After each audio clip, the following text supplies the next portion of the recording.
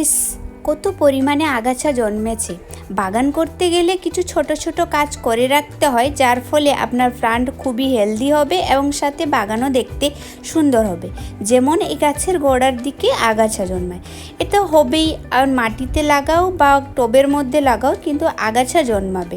বিশেষ করে গ্রীষ্মকালে অত বেশি জন্মায় না, কিন্তু দেখবে বর্ষা যখন পড়বে তখন প্রচুর পরিমাণে আগাছা জন্মায়।